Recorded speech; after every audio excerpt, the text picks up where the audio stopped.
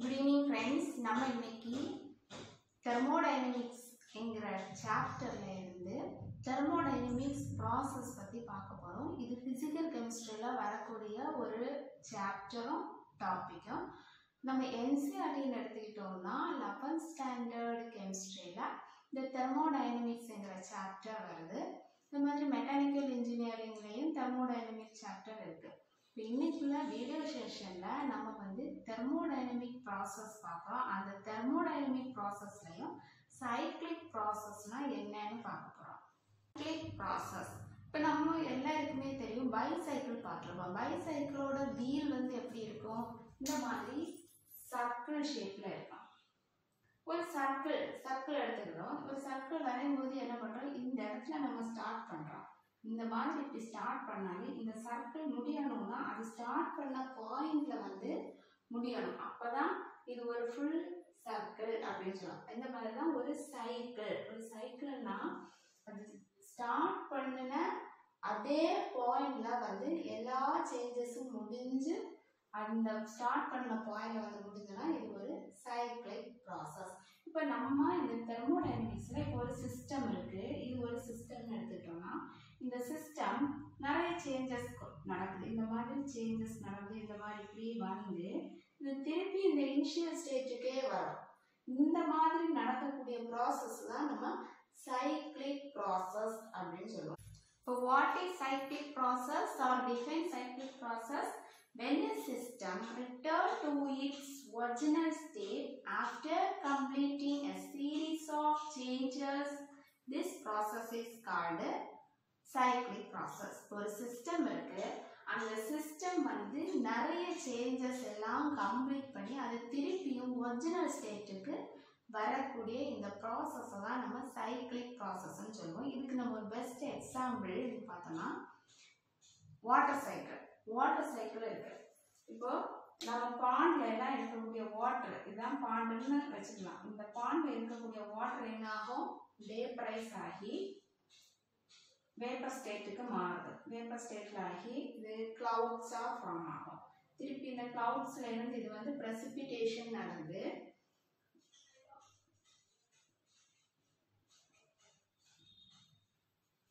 என்னாகும்? ரெயினா வரும். ரெயினா வந்ததுக்கு அப்புறம் இந்த ரெயின் வாட்டர் எங்க போய் சேரும்? இந்த பாண்டுக்குள்ளதான் வந்து சேரும். திருப்பி இந்த ப்ராசஸ் என்ன ஆகும்? சன்லைட் ஹீட்னால, சன்னோட ஹீட்னால வாட்டர்ஸ் வந்து வேப்பர், பாண்ட், லேக், ஓஷன் எல்லா வாட்டர் பாடிஸ்ல இருக்கக்கூடிய வாட்டர் வந்து வேப்பரைஸ் ஆகி நம்ம கிளவுட்ஸா மாறுது. அந்த கிளவுட்ஸ் வந்து பிரசிபிடேஷன் ஆகும்போது அது ரெயினா வரும். அந்த ரெயின் வாட்டர் வந்து திருப்பியும் நம்ம பாண்டுக்கு வரும். அப்போ இது இனிஷியல் ஸ்டேட்டும் ஃபைனல் ஸ்டேட்டும் சேமா இருக்கும். எங்க ஸ்டார்ட் பண்ணிச்சதோ அங்கேயே வந்து முடியும். இது ஒரு சைக்கிளிக் ப்ராசஸ். அதனால வாட்டர் சைக்கிள் அப்படின்னு சொல்லுவோம். இது மாதிரி நைட்ரஜன் சைக்கிள், பாஸ்பரஸ் சைக்கிள் இந்த மாதிரி எல்லாம் இருக்கு. இப்போ சைக்கிள் ஒரு சைக்கிள்னால என்ன? அது ஒரு சைக்கிளிக் ப்ராசஸ் நடக்குது.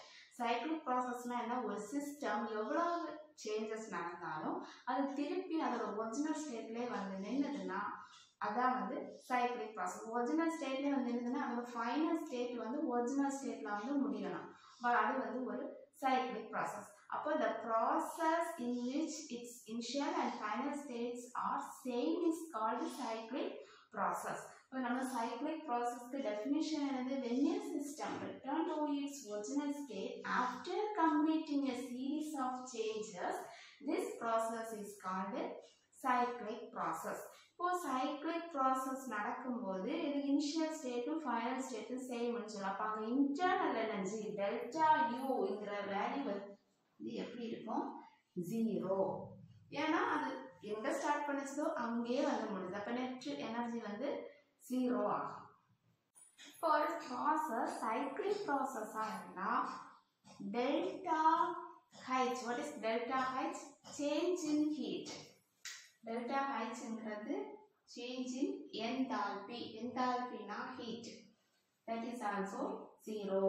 Then change in pressure. Change in pressure delta P. That is equal to 0. Change in volume delta V equal to 0. Delta T change in temperature is also 0. For cyclic process நடந்தாங்க ஆகும். ஏன்னா அது initial ஸ்டேட்டும் final ஸ்டேட்டும் same, இனிஷியலே வந்து அது final ப்ராசஸும் முடியும். அதனால வந்து இது எல்லாமே ஜீரோவாக இருக்கும்.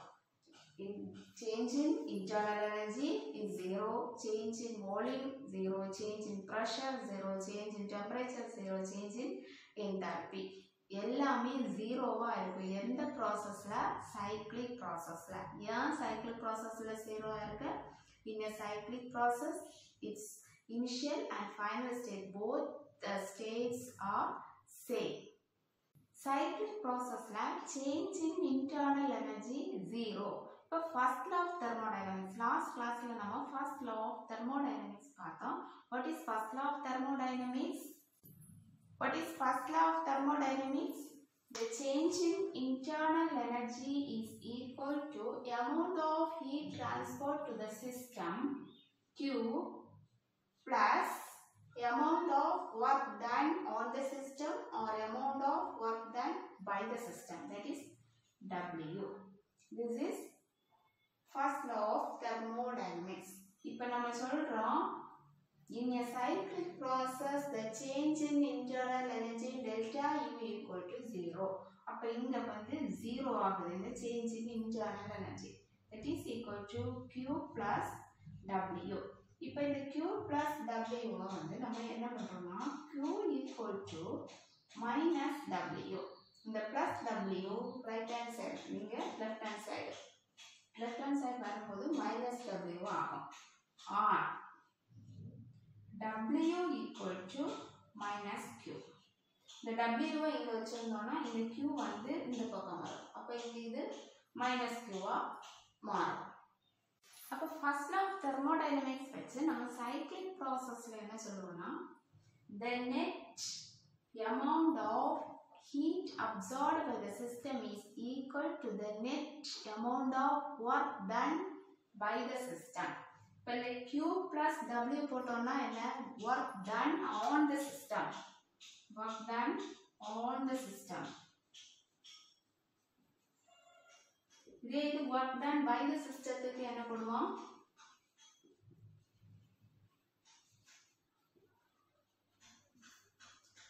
change in internal energy delta U equal to Q minus W.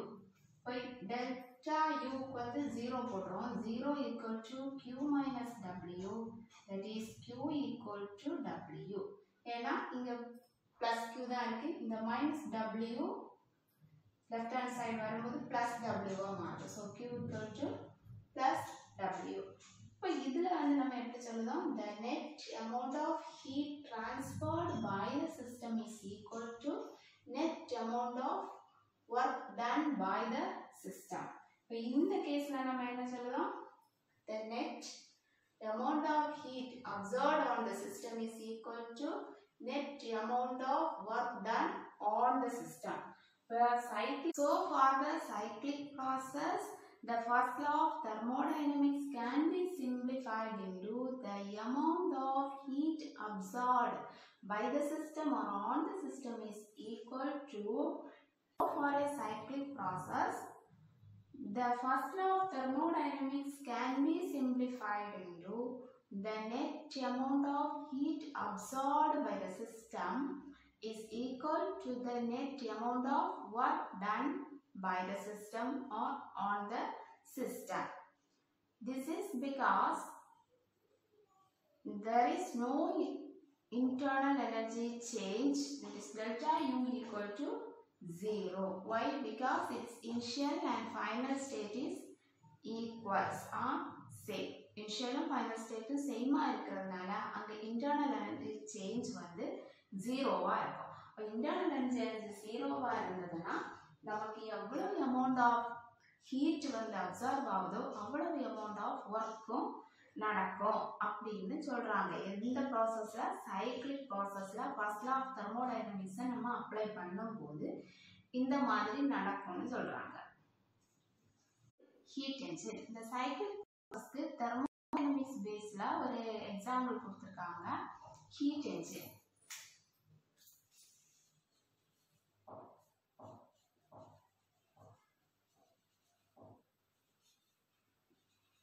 இது என்னது? first law of thermodynamics.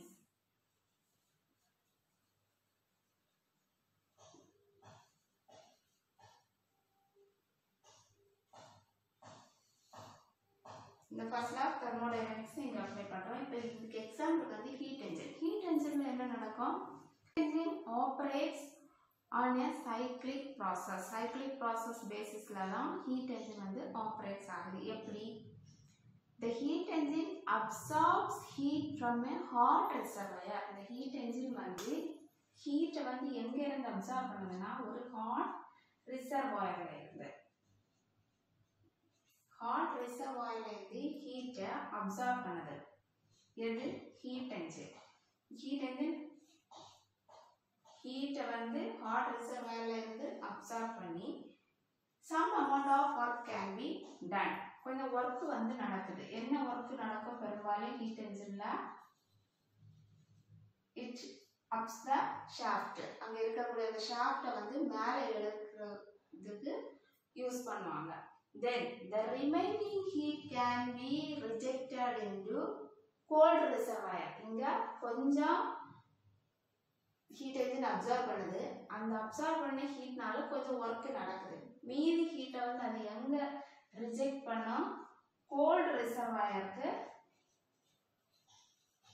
இங்க என்ன நடக்குது?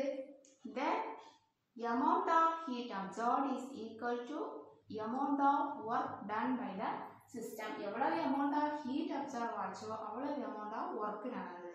மீதி heat வந்து அப்படியே cold reservoirக்கு டர்ன் பண்ணி ரிஜெக்ட் பண்ணி கூல் ஆகி திருப்பி அது வாட்டரா இருக்கும். திருப்பி அதை வந்து நம்ம சைக்கிள் பண்ணிட்டே இருப்பாங்க. இதான் வந்து இந்த ஹீட் என்ஜின்ல நடக்கக்கூடிய ப்ராசஸ். ஸோ ஃப்ரெண்ட்ஸ், இந்த வீடியோ செஷனில் நம்ம சைக்ளிக் ப்ராசஸ்னால் என்னன்னு பார்த்தோம். சைக்ளிக் ப்ராசஸில் இனிஷியல் ஸ்டேட்டும் ஃபைனல் ஸ்டேட்டும் சேமாக இருக்குது. இப்போ ஒரு சிஸ்டம் வந்து எவ்வளோ சேஞ்சஸ் நடந்தோ அது ஃபைனலாக அது ரீச் ஆகக்கூடியது அதோட இனிஷியல் ஸ்டேட்டில். அப்போ அதோட இனிஷியல் ஸ்டேட்டும் ஃபைனல் ஸ்டேட்டும் சேமாக இருக்கும். இந்த மாதிரி இருக்கக்கூடிய ப்ராசஸை தான் வந்து நம்ம சைக்ளிக் ப்ராசஸ்ன்னு சொல்லுவோம். இப்போ சைக்ளிக் ப்ராசஸில் நம்ம ஃபர்ஸ்ட் லா ஆஃப் தெர்மோடைனமிக்ஸை அப்ளை பண்ணுறோம். எந்த ஒரு சைக்ளிக் ப்ராசஸ்லையும் சேஞ்ச் இன் இன்டர்னல், ஏன்னா அந்த சிஸ்டம் எவ்வளோதான் சேஞ்சஸ் நடந்தாலும் அது ஃபைனலாக திருப்பி அந்த இனிஷியல் ஸ்டேட்டில் தான் வந்து முடியும். அப்போ அங்கே change in internal energy 0, change in pressure 0, change in volume 0, change in temperature 0, change in enthalpy or change in heat is also 0. இப்போ எல்லாமே 0வா இருக்கும் சைக்ளிக் ப்ராசஸ்ல. இப்போ நம்ம ஃபர்ஸ்ட் லா ஆஃப் தெர்மோடைனமிக்ஸ் என்னது? Change in internal energy delta U is equal to amount of heat transferred to the system plus amount of work done on the system or by the system. இப்போ நம்ம இங்க வந்து change in internal energy 0ன்னு சொல்கிறோம். அப்போ change in internal energy 0வா இருக்கும்போது 0 equal to Q plus W. திருப்பி இந்த ஒன்று இந்த Wவா 0 இருக்கக்கூடிய லெஃப்ட் ஹேண்ட் சைட் கொண்டு வருவோம், இல்லை Qவை கொண்டு வருவோம். இப்போ எது கொண்டு வந்தாலுமே நமக்கு சைன் வந்து நம்ம இங்கே மென்ஷன் பண்ணணும்னு இல்லை. இப்போ so Q equal to minus W எழுதும்போது எழுதுவோம். அதை நம்ம ஃபைனலைஸ் பண்ணும்போது என்ன சொல்கிறோம்? அந்த amount of heat absorbed by the system is equal to amount of work done by the system or on the system. Plus எந்த ப்ராசஸ்லனா சைக்ளிக் ப்ராசஸ்ல. இதுக்கு example heat engine. So friends, இந்த வீடியோ செஷன் உங்களுக்கு பிடிச்சிருக்குன்னு நினைக்கிறேன். தேங்க்ஸ் ஃபார் வாட்சிங்.